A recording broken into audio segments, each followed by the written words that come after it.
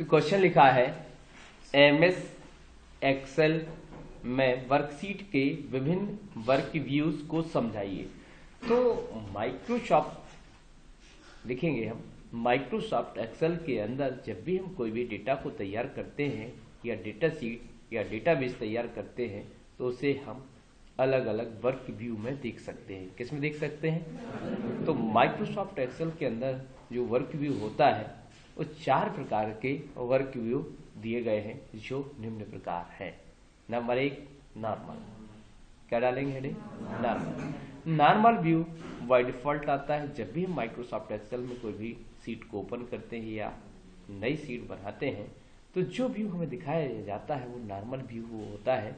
इसमें ना तो पेज की संख्या का पता चलता है ना पेज के मार्जिन का पता चलता है। इसमें केवल हमें वर्क करने की परमिशन मिलती है और पूरा का पूरा जो तुम्हारा एरिया रहता है 10,48,576 और 16,384 कॉलम से मिलके जो तुम्हारी सेल्स होती है उनको एक सीक्वेंस क्रम से दिखाने का प्रयास किया जाता है। इसमें अलग से कोई हम पेज ब्रेक नहीं डाल सकते। डालने के लिए आपको अलग से टूल्स का यूज करना पड़ता है। राइट?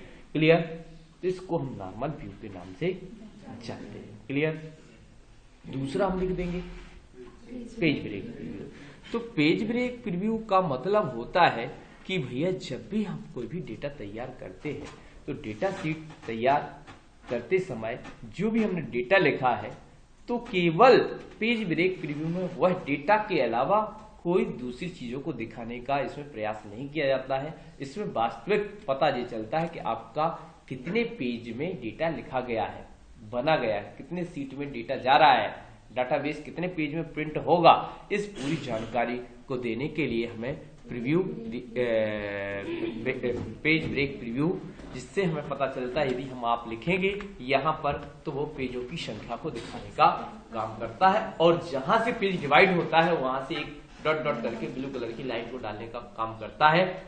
यदि हम उस डॉट डॉट ब्लू लाइन के द्वारा पेज की साइज को भी कंट्रोल कर सकते हैं। यदि हमें लग रहा है कि 6 पेजों में नहीं, हमें 2 पेजों में चाहिए, 3 पेजों में चाहिए, तो उस ब्रेक लाइन को हम माउस से ड्रैग एंड ड्रॉप करके उस लाइन को खत्म कर सकते हैं, जिससे हमारी पेजों की संख्या क्या हो जाएगी?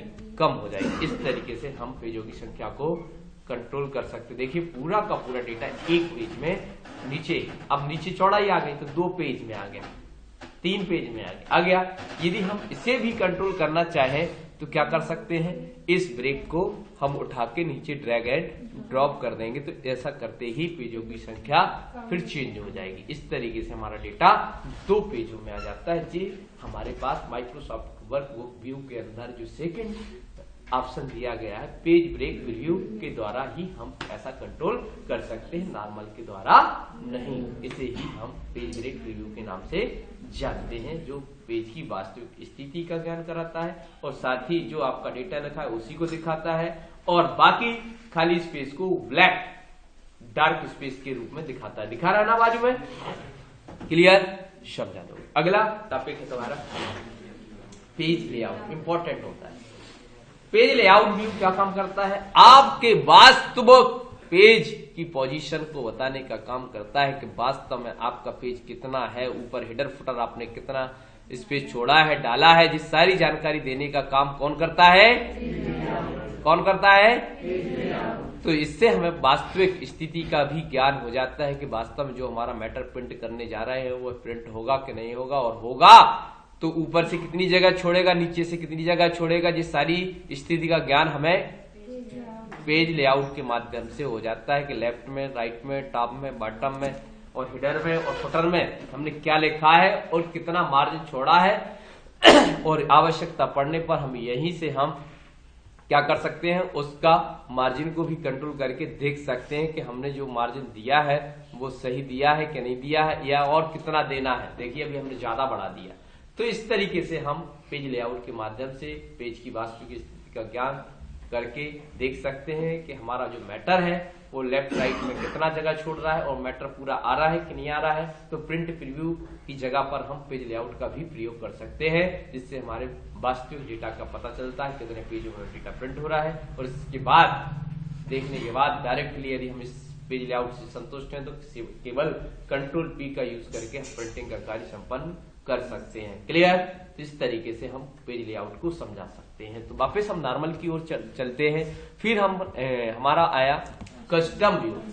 कस्टम व्यू में एक ही लाइन लिखना है। जब हम किसी डेटा सीट के अंदर किसी पर्टिकुलर सेल पर बार बार जाना चाहते हैं तो उसे हम कस्टम व्यू के अंदर उसका नाम ऐड कर देते हैं। जब भी उस सेल के एड्रेस पर जाना होता है तो डायरेक्ट उस कस्टम व्यू को ओपन करके उस नाम को सिलेक्ट करके और शो कर देते हैं तो हमारा कर्सर सीधा वहां जाके पहुंच जाता है। जैसे हम देते हैं, मान लो अभी हमने एक R130 पर हमारा कर्सर है और कस्टम व्यू पर क्लिक करते हैं तो यहां से हमें ऐड लोकेशन का नाम उस एक R130 का नाम हमने राम रख दिया और बने बटन ओके पर क्लिक कर दिया। जब भी हम कहीं भी होते हैं, मान लो हम C9 पर हैं और हम उस व्यू पर जाना होता है तो हम उस व्यू को सिलेक्ट करके बने बटन शो पर क्लिक करते हैं तो हमारा कर्सर वापस R130 पर पहुंच जाएगा। राइट? इस तरीके से हम कस्टम व्यू को भी समझा सकते हैं।